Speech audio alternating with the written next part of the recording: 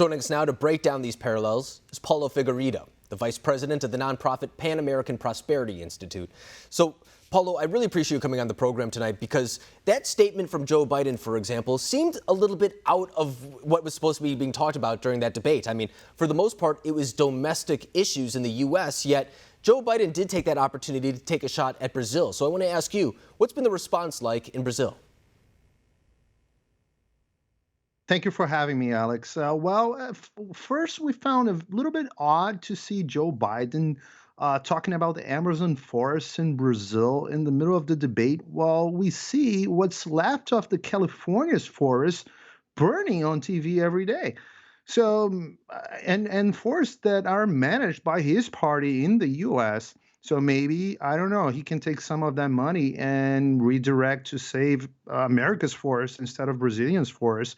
But of course, what struck Brazilians the most was not the criticism, but to see, I believe, for the first time in history, a presidential candidate in a debate to threaten an ally, because Brazil is an actual ally of the United States. Brazil is a preferred ally of NATO, and it's not Venezuela, it's not North Korea.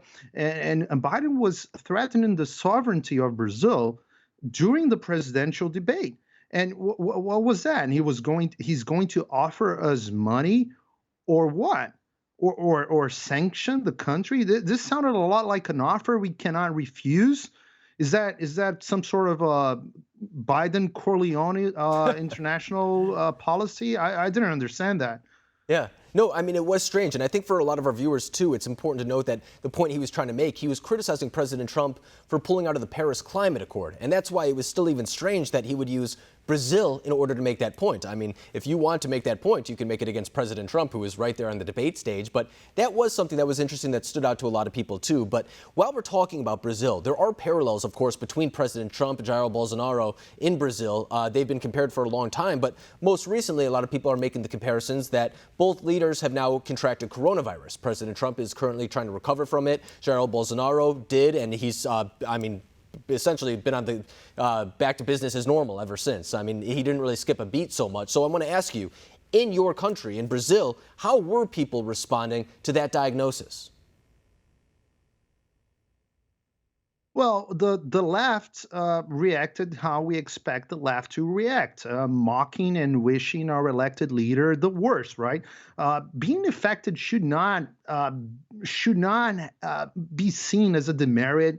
Most of us will get infected at one point, or probably. This is especially true for those who don't have the privilege or the luxury to work from home. And I think this is something that people can relate.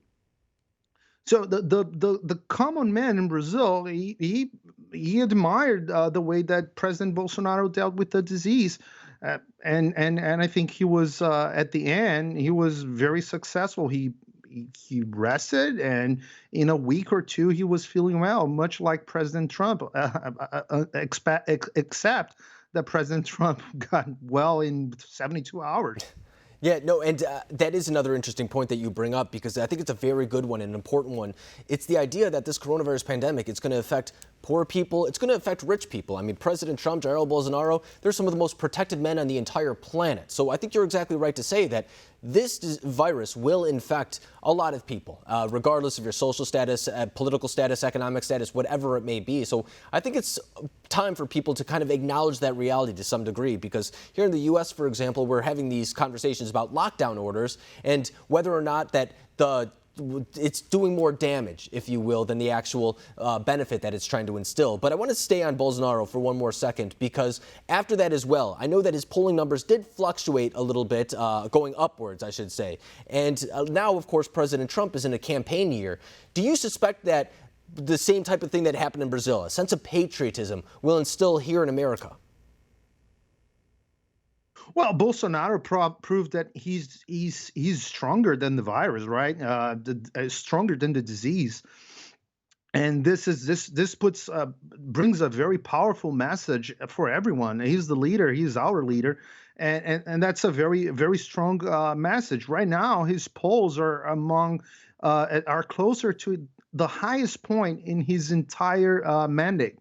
So in his entire term, Brazilians are brave people. So they sided with the president's approach of not hiding home and facing the virus like an adult. No, I think that's a really good point because, in fact, we were just talking to Liz Harrington, the spokesperson for the Republican National Committee, and she said something very similar, that Americans want to be treated like adults when it comes to this issue. They don't want the government telling them, you have to do this, you have to wear a mask, you have to close your business. I mean, there's an argument to be had that those are effective ways of preventing this virus from being transmitted, but I think the average American wants to make that decision for themselves, the same way that the average Brazilian wants to make that decision for themselves. I mean, there are direct parallels between the U.S. and Brazil when it comes to this issue.